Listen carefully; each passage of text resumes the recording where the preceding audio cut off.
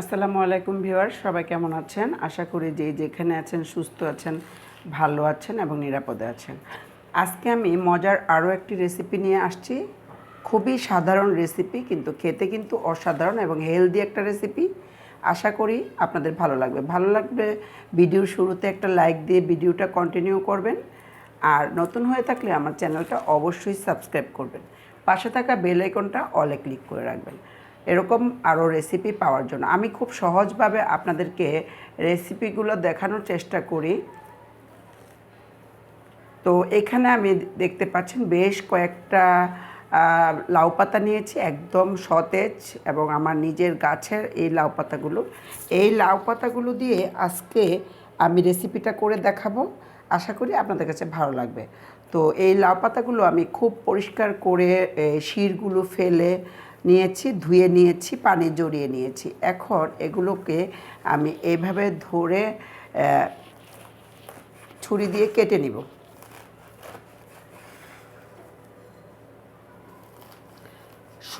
সম্পূর্ণ রেসিপিটা জুড়ে আমার সাথে থাকবেন, তাহলে আপনারাও এই রেসিপিটা তৈরি করতে পারবেন। খুবই মজার এবং খুবই ঝটপট একটা রেসিপি। তো এইভাবে আমি পাতাগুলোকে একটু ছোট ছোট করে কেটে নিয়েছি। এখন আমি চলে যাব চুলাতে এই রেসিপিটা করার জন্য। রেসিপিটি করার জন্য আমি চলে আসছি চুলাতে। এখানে দিয়েছি একটা ফ্রাই প্যান, আর ফ্রাই প্যানে দিয়ে দিচ্ছি সামান্য একটু সরিষার তেল। সরিষার তেলটা দিয়ে আমি এখানে লাউ পাতাগুলো দিয়ে দিচ্ছি।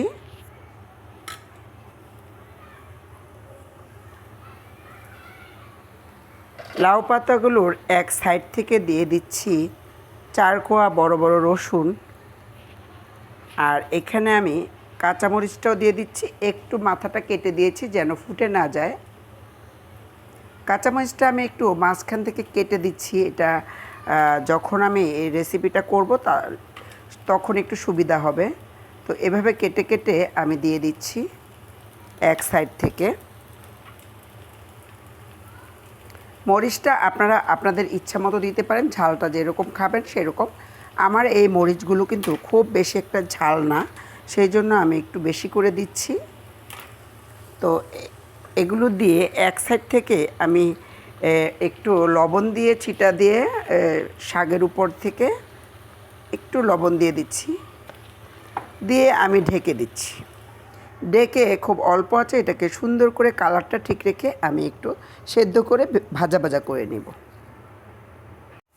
তো ভিউয়ার্স, এই যে দেখুন সব কিছু সুন্দর করে সেদ্ধ হয়ে গেছে।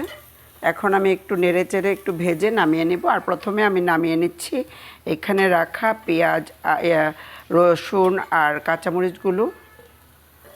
তো এগুলো একদম ভাজা, একদম রেডি।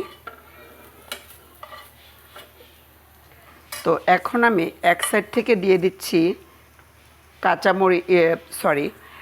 পেঁয়াজ কুচি। পেঁয়াজ কুচিটা একটু নেড়ে চেড়ে ভেজে দেব। পাতাগুলো হয়ে গেছে, এখন আমি এগুলোকে নামিয়ে নেব।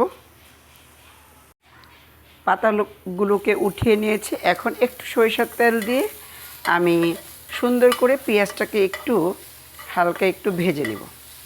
একদম ব্রাউন কালার করব না, হালকা একটু কাঁচা ভাবটা দূর করে নেব।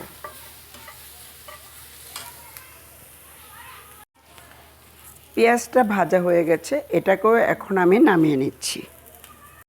সব কিছু ভেজে নামিয়ে নিয়েছি।